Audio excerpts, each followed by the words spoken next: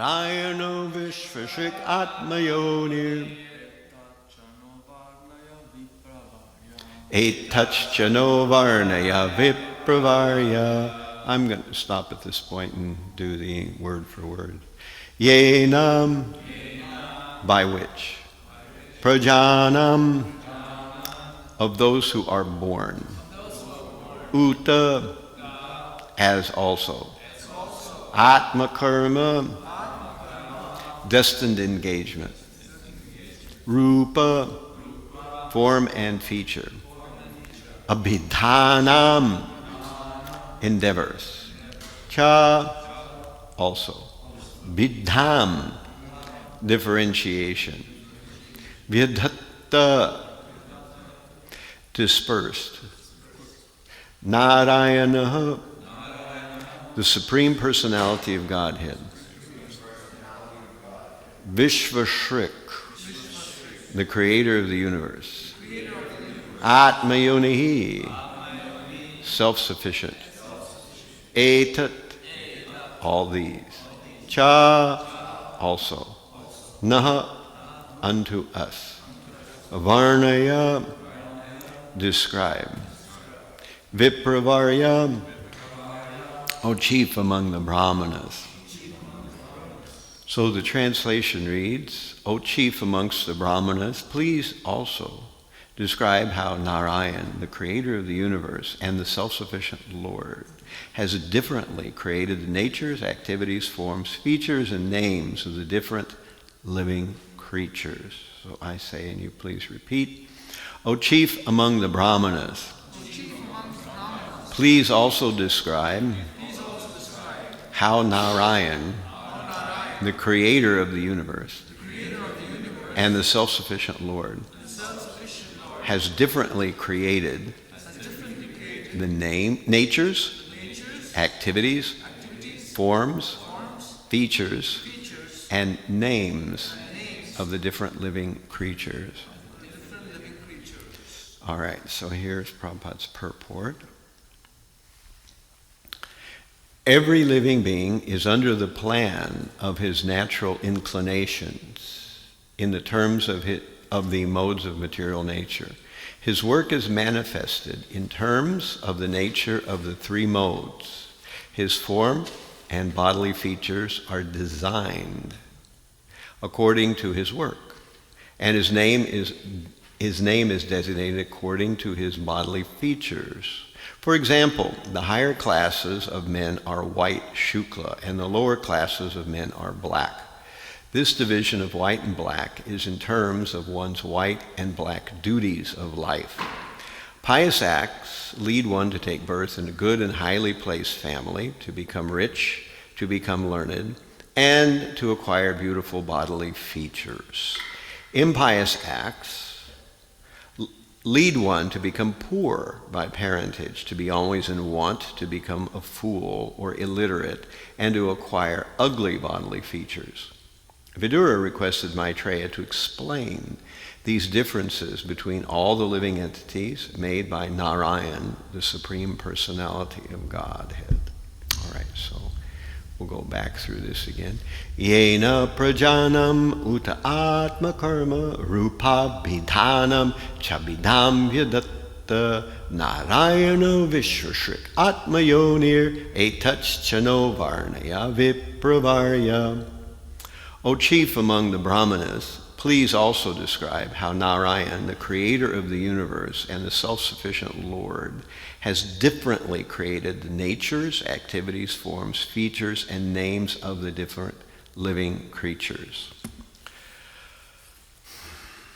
Om Jnanatimidandasya Gananjana Shalakaya Chakshur Anmilitam Yena Tasmai Shri Guruve Namaha Shri Chaitanya Manobishtam Shtapitam Yena Bhutale Swayam Rupa Kadamayam Dadati Swapadantikam Vandeham Shri Guru Shri Yuta Padakamalam Shri Gurun Vaishnavamscha Shri Rupam Sagrajatam Sahagana Raghunatan Bitam Tam Sajivam Sadvaitam Savadhunam Parijana Sahitam Krishna Chaitanya Devam Shri Radha Krishna Padan Sahagana Lalita Shri Vishakanvitam Cha He Krishna Karuna Sindho Dina Bandho Jagatpate Gopesha Gopika Kanta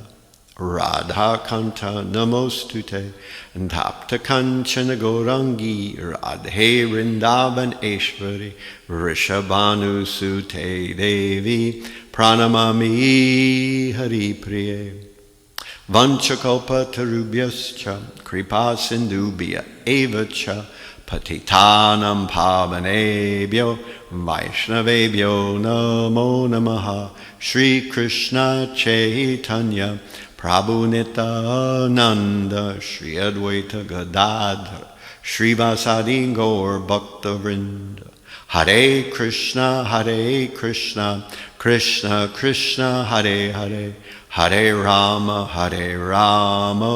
Rama Rama Hare Hare Hare Krishna Krishna Krishna Hare Hare Hare Rama Rama Hare Hare. All right. So I saw this verse a few days ago and began thinking about it. I'm going to kind of cut short my presentation so that we can actually do some discussion. Because this verse particularly, there's one thing that immediately stands out to me, and I'm going to focus on that one thing rather than talk about many other things, just because I think it's an important topic. Right here it says, for example, the higher classes of men are white, shukla, and the lower classes of men are black. Now, in our present society, this is just kind of, you don't say these kind of things. And we wonder how at one moment we can say that we are not the body, and the next moment we hear this statement. And this is what I want to focus in on today. I think this is, a very important topic, and it brings us around to a very deep understanding of what our philosophy is really about. We're going to talk about Upadhis. This is a term in Sanskrit, Upadhis. Anyone know what an Upadhi is? Designation. What's that? Designation, right. When we come out of the womb, we have designations. So the body is male, female, white, black. It's one particular nationality or a different particular nationality. It is born in a wealthy family or a family that's not very wealthy. It speaks a certain language or a certain other language. All these things are designations. They're upadhis. And what it really means is that the soul is not any of these things. The soul is not a particular nationality. Prabhupada says this over and over again. If you look up the word Upadhi, you'll see Upadhi means that I think I am male, I am white, I am black, I am female, I am of this race, I am American, I'm Indian, I'm Russian, I'm German, I'm something else, All these things are upadhis. And these are not qualities of the soul. Why? Because in the soul's journey through many bodies, we have probably the opportunity to be in all these categories at one time or another. We were at one time one thing, now we're something else. And owing to our activities in this particular life, we get another body. And it's quite plain that although we say that the soul does not have these properties, it's not white or black, male or female, it is not poor or rich, it is not German, American, Russian, Australian or whatever. These things are not properties of the soul, they're properties of the body. And if you doubt this, death will prove it to you. when you die, you'll be cast out of this body, and you'll realize you were never that body, nor the name that went with it, nor the nationality associated with it, nor the gender or whatever that went with it, you know. At that point, it'll be patently obvious to you. Of course, the idea of death makes so many changes that we probably don't even pick up on that so much as we're moved on down the conveyor belt to the next thing that we are destined to become. So both of these things are true. It's no doubt that in the material world, what kind of body you have certainly does make a difference.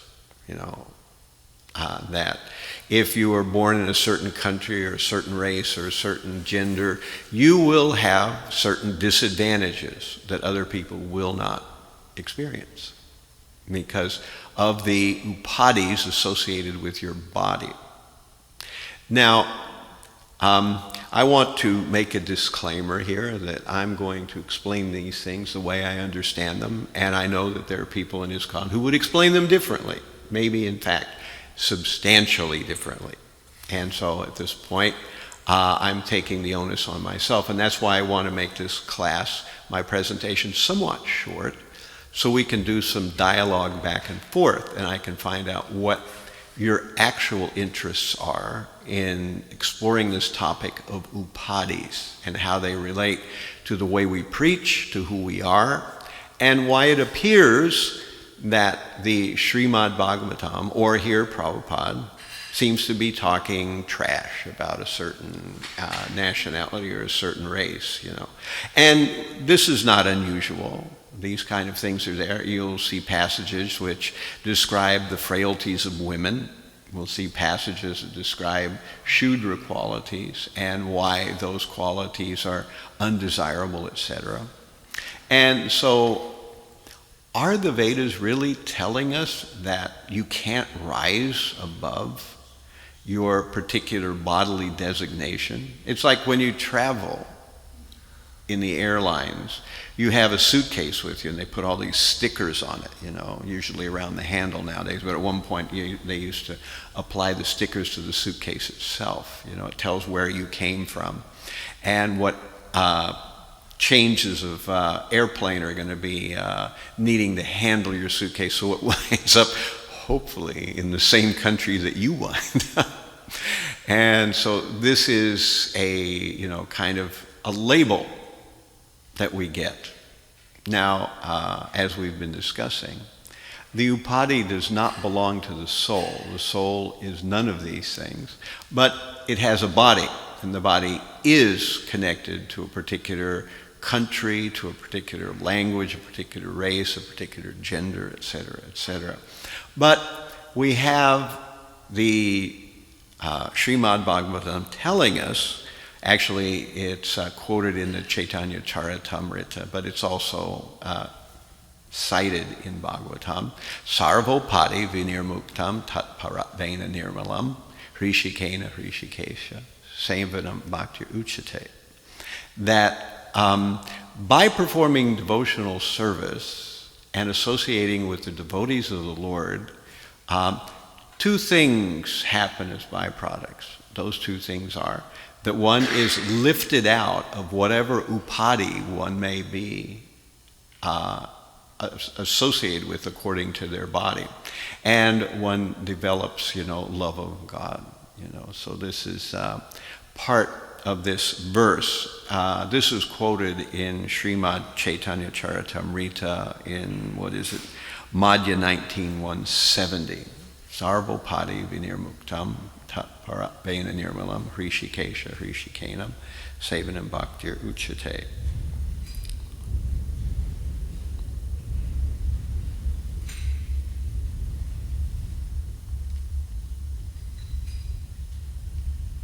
So, the exact translation reads, Bhakti or devotional service means engaging all our senses in the service of the Lord, the Supreme Personality of Godhead, the Master of the senses. When the Supreme Soul renders service to the Supreme, there are two side effects. One is freed from all material designations, and one's senses are purified simply by being employed in the service of the Lord. So the senses are purified and one is freed from designations or upadhis.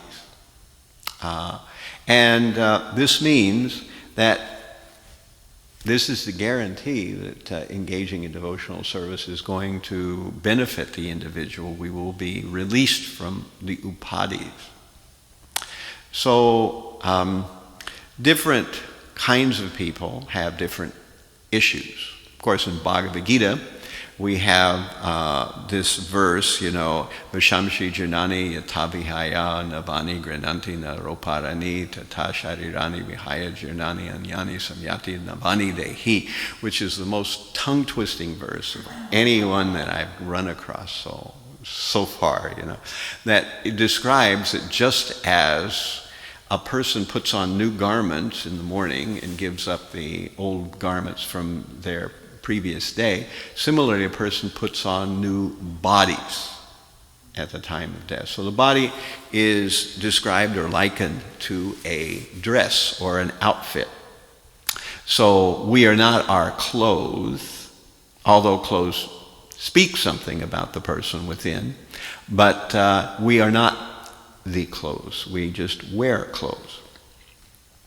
And we also hear that, the sage sees with equal vision. This is in 18? Yeah, 5:18.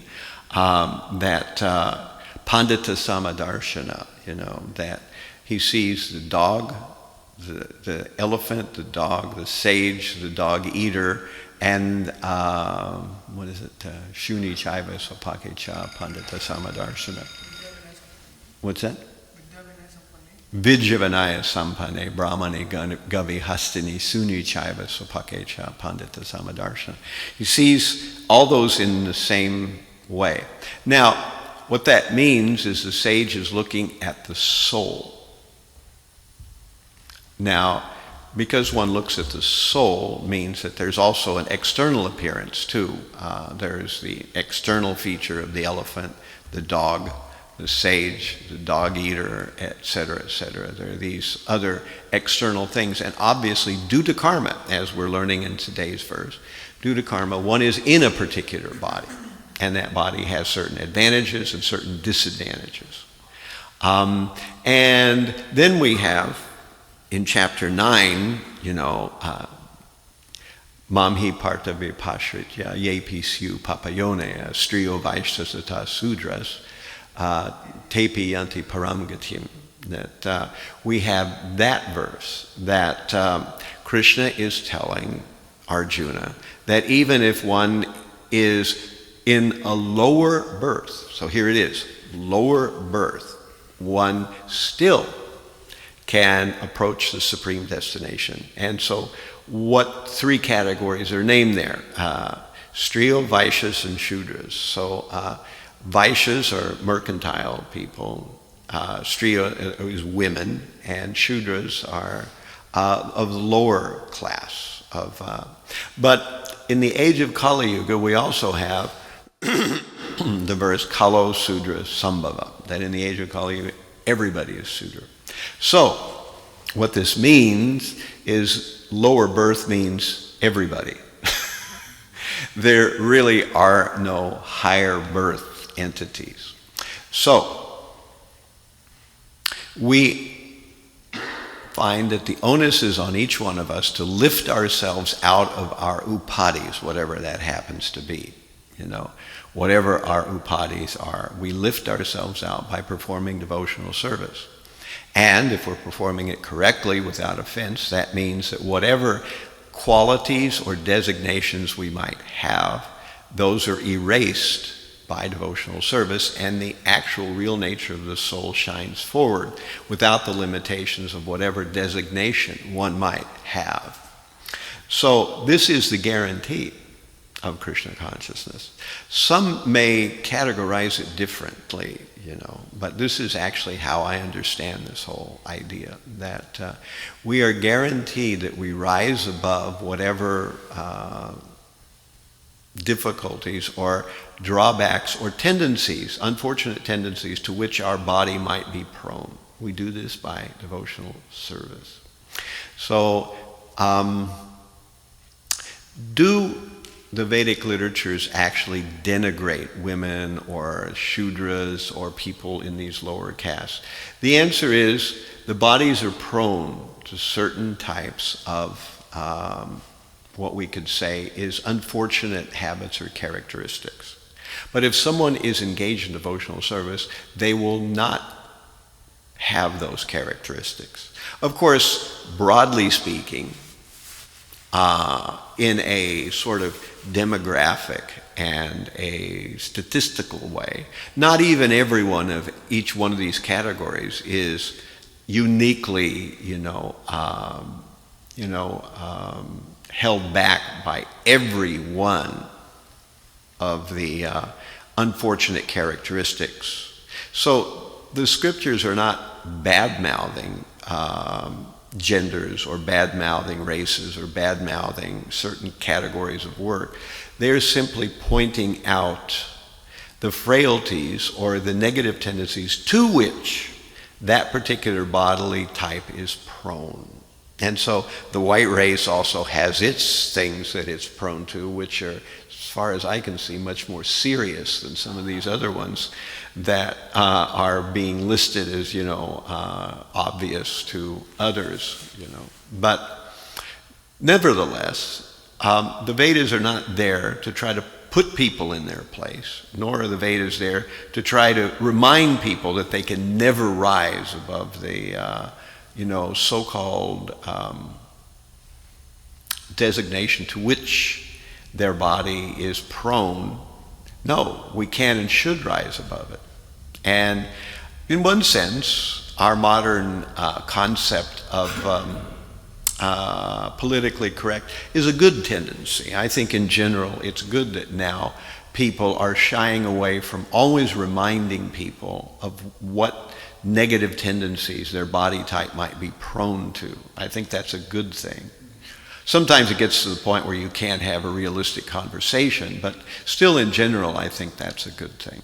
And as we find in the Vedas many places, a person should be judged not by what bodily type they have, but by what characteristics they actually display, which sets aside intersectionalism, which is a new trend in modern philosophy. And many of you may have not ever heard of it, but intersectionalism is the idea that people may be held back by not one, but many different, prejudices that are labeled or levied against a particular bodily type.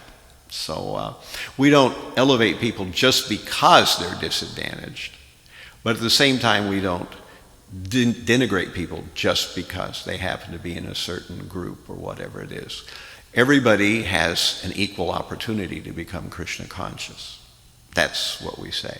And if you do become Krishna conscious, then whatever hurdles you might have otherwise experienced, at least as far as spiritual life goes, will make no difference whatsoever. However, bodily types, it's certainly obvious that, if you're born in a certain place or a certain time with a certain family, you will experience in the real world real drawbacks as a result of that particular birth. Nothing can eradicate all those. Those are always there. Our society in general in the modern world is moving forward to try to level the playing field somewhat. But that's a slow process, and it'll go on for eternity, and it'll never quite get to the point where everybody's exactly equal. But nonetheless, we can push forward in Krishna conscious regardless of whatever is there. Now, there's a whole lot other stuff I could talk about, which is tangent to this, but now I want to ask you all for questions, and I'm ready to, take challenges to anything I've said or whatever it is. Please feel free and not intimidated to say something against what I'm saying, and we can talk about the scriptural basis for which I base some of the statements that I've made on. And please speak into this, although we won't be able to, you won't be amplified, But in YouTube, you will be heard. Otherwise, you'll hear this somewhere in the back, that kind of totally unintelligible sound that comes from this room when someone's not mic'd. You had a...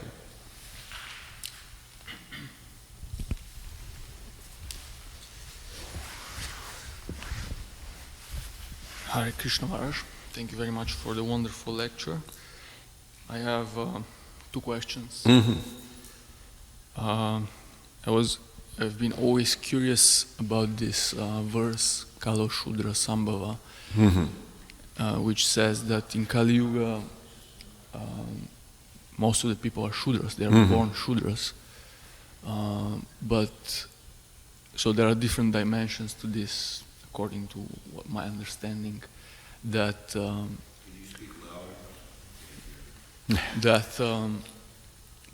most of the people are Shudras, just like in the Vedic culture, Shudras. But we see that there are also less than Shudras, there are Mlechas, Yavanas, and so forth. And to what my understanding is, or our understanding, we can even say that most of the people are even less than Shudras, because someone would say that Shudra is a higher standard in comparison to the people of the nowadays. And this is what I wanted to ask first question. What exactly does it mean that everybody is Shudra? What does it mean that everybody is Shudra? Everybody is Shudra, or everybody is Mlecha, or everybody... Well, it doesn't necessarily say everyone's Mlecha, but it does say everyone is Shudra. So what the Varnashram system is based on qualifications. And those qualifications were tied at one time in this material world to certain lineages or parentages. So people in a certain lineage or parentage would have children, and they would do it in a certain way. Brahmanas were very careful about how the seed was given and so forth. But Prabhupada says in the age of Kali Yuga, all that has been lost. People no longer beget children in any kind of, prescribed way. And as a result, we don't have any idea of what the qualifications are of people. And as a result, everybody's qualifications are mixed. And that's what's actually meant by the word Varna Shankara. So Varna means occupational status, and Shankara means mixed. So people coming together of mixed status produce mixed offspring, and as a result of that, we're not clear of what type of occupation a person is headed for. Now, Shudra means more than just occupation. It also means those who have bad habits and those who are not inclined toward spiritual life at all. So in the age of Kali Yuga, most people fall into that category. Certainly we all did, or at least I know I did, So we all fell into that category. But as we were just discussing, that in the process of Krishna consciousness, that is offset by the fact that we engage in spiritual life, which purifies.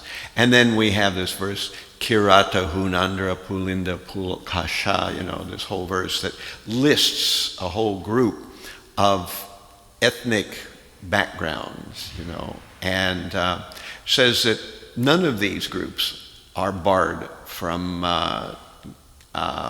becoming devotees of the Lord, provided they serve the devotees of the Lord. So this is there too. So it doesn't matter that we're all in Kali Yuga, kind of the bottom of the barrel, to put it maybe not so diplomatically, we're all kind of bottom of the barrel people here in the age of Kali Yuga. But Prabhupada came, and through his desire, he gave us this process. And through this process, we are learning how to rise above. And so everybody in Kali Yuga is eminently disqualified. But by engaging in the process of Krishna consciousness, we can bring ourselves to a level where we are purified enough to please the Supreme Personality of God, which is ultimately what counts. Other question? Yes. Give him the recording mic. Hare Krishna Maharaj. So I was just thinking a couple points of a question in regards to Upadhis, and at what stage do we actually become free of the designations? Because even we see amongst the devotional community, a lot of times you'll see devotees that are externally one type of, maybe from the same country, maybe the same race, even though there's many different devotees, they tend to congregate together. And the other question was, even in our preaching, we see that we're still very much, at least it seems that still the Upadhi is still taken into account. Like maybe this type of person, likes this type of music, or this type of food, or or we'll do a presentation this type of way because of their designation. So it seems like the Upadhi is still very much used or. Well, to some extent, it's interesting that I just read the purport to the verse of, Srimad Bhagavatam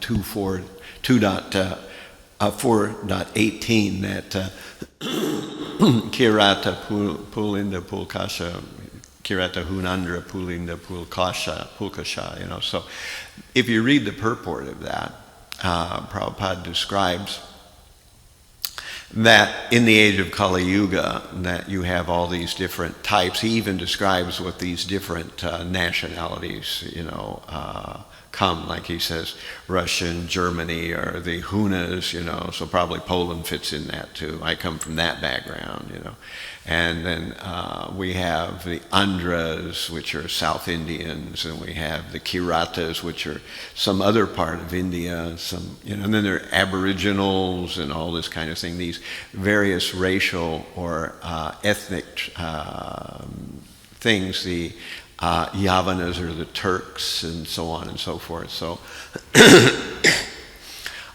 he describes that, Varnashram is very difficult. He says even impossible to implement in the age of Kali Yuga.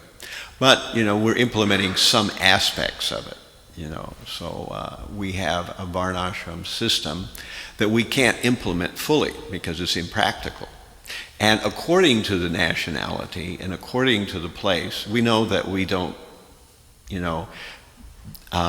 push forward Krishna consciousness the same way in every country.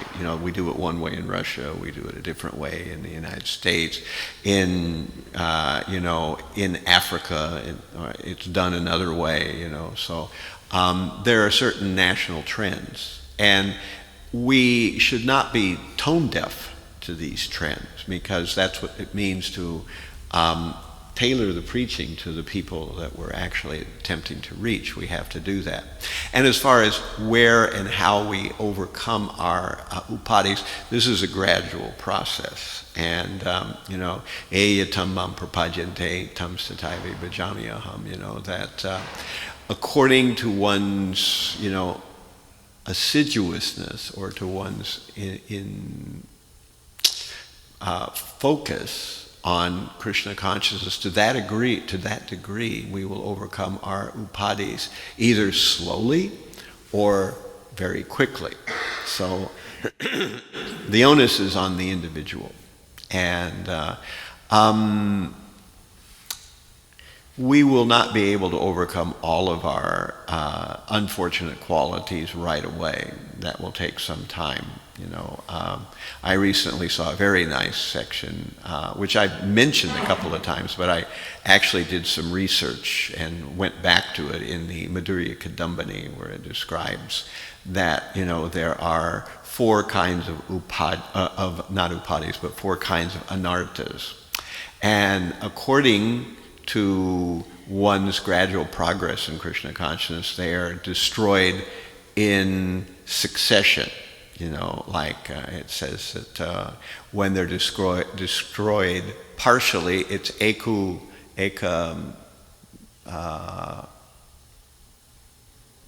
what is it? I can't think of it right now, but it gives these different, classifications of completely, partially, mostly, absolutely, and beyond, so there's these different classifications. So these things gradually get scrubbed out of our existence, and this is done by the process of devotional service. So to the degree that we grab hold and perform devotional service, to that degree will overcome them. So that's the best answer I can give, that it's a individual process, and it's based on the, and that's why Krishna consciousness is different from most religions, because we explain a process of purification, which is not a once in a while or once a week deal, but it's something we do every day. Our chanting, our service, our attitude. If we're careful about all these things, we can make very rapid progress very quickly. And that's because we're applying ourselves, all day long. Whereas mostly in many other traditions of spiritual, progress, we just have some moral principles and we're supposed to hold to those, and that's about as far as it goes, But we have actual purifying activities. Our sadhana is what does the trick if we're serious about it. And we're also serious about avoiding offenses. If we do those two things, then we'll make pretty rapid progress. Other questions? Yeah, let me get Nate here. Thank you for giving class. I have a question about upadhis and material desires. Are they somewhat similar, or Are what? Are they similar? Upadhis and material desires? Material desires, yeah. Yes, they're somewhat similar. Upadhis are a whole group of things. Material desires are one specific thing. But upadhis have to do with, characteristics. In our modern society, we think of them as stereotypes. We have stereotypic activities or stereotypic qualifications or qualities of people. But these things are based on desires, and as we see that according to one's habits and activities over the course of an entire lifetime, we get a particular birth somewhere in the world. And there's a reason for that. And that's why, it's kind of like if you go to a river and you'll see that there are big stones at the bottom some places and smaller stones. And so where the river is flowing the fastest is where the bigger stones are, and where the river is flowing less fast, the smaller stones are there because the force of the current doesn't carry them as easily. And so in this way, there's a natural filtration process. And the whole karmic machine, which is actually organized by the demigods, there's 33 million of them, and largely that's what the demigods do. They organize and manipulate the material energy in such a way that by one's karma, one gets pigeonholed into a particular place, a particular family, a particular economic bracket, a particular race, et cetera, and then one has to experience the collective karma of that particular family, that particular race, that particular economic bracket, that particular nationality, So this is part of a filtration process. However, we see that for whatever reason, sometimes people get pigeonholed apparently to the wrong slot. That also appears to happen for whatever reasons. So it's so complex that we can only make generalities about it, but in the specifics it can vary sometimes. And so because of desires we create activities, because of activities we get karma, because of karma we get a birth. So that's kind of how it works, that desires give us our where we focus our attention. Where we focus our attention is what we do. If what we do is pious, we get good credits. If what we do is impious, we get bad credits. And as Prabhupada listed in this verse, the blowback of doing impious things is being born in a poor family, struggling for food, being unintelligent, having, difficulties in staying alive, and so forth, having unattractive bodily features. All these things they're kind of the inverse of the, 6 opulences, wealth, fame, strength, knowledge, renunciation, and beauty. So the opposite of those things is what you get when you perform impious activities. So these are all the blowback, or how karma works. It's applied by the demigods, and eventually at the end of life we get pigeonholed into a new birth somewhere, according to the entire sort of review of what we did in the previous life. So that's basically how it works. Yes.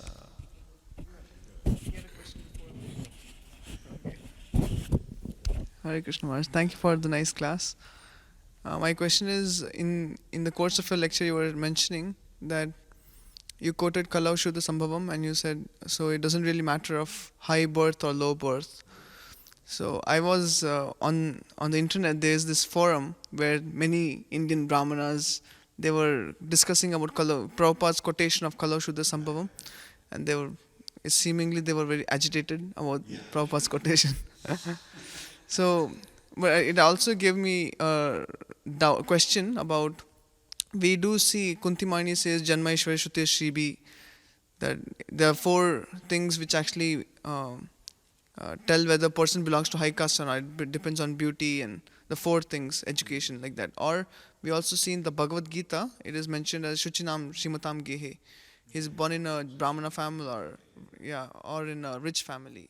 So which is actually considered as high birth. Right. So, well, higher.